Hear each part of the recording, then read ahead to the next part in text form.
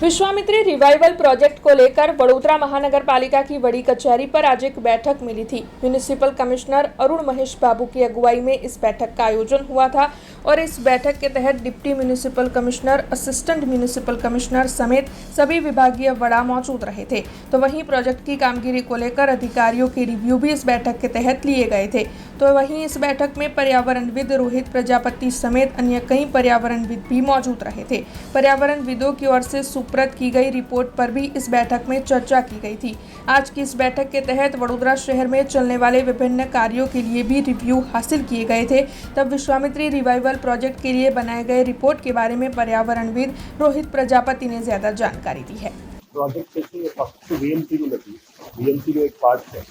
आ VMC सिवाय bullet train clear करवाने છે, રસ્તા અથોરિટીને ક્લિયર કરવાની છે, ઇરિગેશન ડિપાર્ટમેન્ટને ક્લિયર કરવાનું છે, ઉપરવાસમાં પણ ઇરિગેશનનું કામગીરી કરવાની છે। એ બધા સંયુક્ત રીતે એ બાબતે જે કામગીરી છે એમાં વીએમસીનું પાર્ટ મેં નવલાવાલા સાહેબને પણ બ્રીફ કરી આપી છે।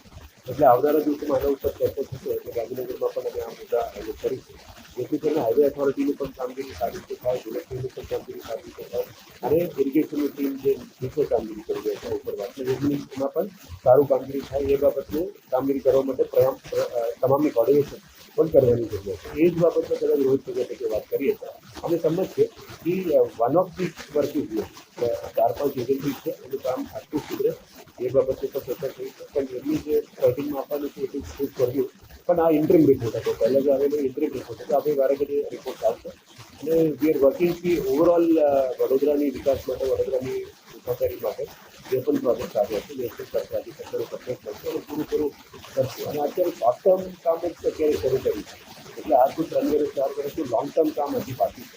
બાકી વર્કિંગ રીસેટિંગનું કામ તો it is a beginning, start કામ એટલે લોકો કદાચ મોટો ફિનાન્સની વાત કરે તો આ બધું હજી આવ્યું જ નથી। એ ફરી આવવાના છે ત્યારે બધું ડેવલપમેન્ટ કામનું થતું છે।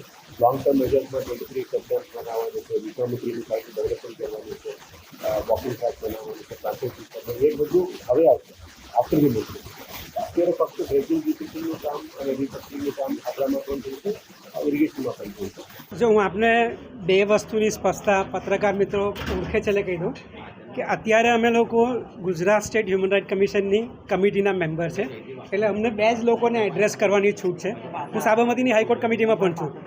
એક તો જે લોકોની જવાબદારી છે, દાખલા તરીકે હાઈ સ્પીડ રેલવાળા લોકો છે કે હાઈવે ઓથોરિટી છે કે કોર્પોરેશન છે કે કલેક્ટર ઓફિસમાં ઇરિગેશન ડિપાર્ટમેન્ટ છે એ, અને બીજું અમને છૂટ એટલી જ છે કે અમે જે બી કહીશું એ લખીને કહીશું અને રાઇટિંગમાં। અમારો બીજો રિપોર્ટ લાઇનમાં જ છે અને હું તમને વિનંતી કે અમારો પહેલો રિપોર્ટ વિગતમાં જુઓ, એના મેપ પણ જુઓ। અત્યારે અમે લોકો પહેલા રિપોર્ટના સંદર્ભમાં જે રેકમેન્ડેશન કરેલા, જે સૂચન કરેલા, અમે જે એરિયા વિઝિટ કરી છે એના સંદર્ભમાં અમે એમની સાથે જે માહિતી ખૂટતી હતી, જે અમારે કહેવાનું તે કીધું છે અને અમારો બીજો રિપોર્ટ થોડા દિવસમાં બહાર આવશે।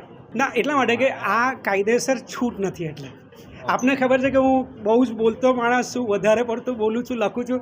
અત્યારે અમારી ના બીજો રિપોર્ટ અમારો લગભગ 15-17 તારીખ સુધીમાં આવી જશે, સબમિટ કરીશું અને હવે અમે ઇન્સિસ્ટ કરવાના છે કે જેવો રિપોર્ટ આવે તો જેમ ડિલે થાય છે એવું નહીં, જલ્દીથી अपलोड થાય। हमसे जुड़े रहने के लिए हमारे YouTube चैनल को सब्सक्राइब करें और नई वीडियो की नोटिफिकेशन के लिए बेल आइकॉन को दबाएं।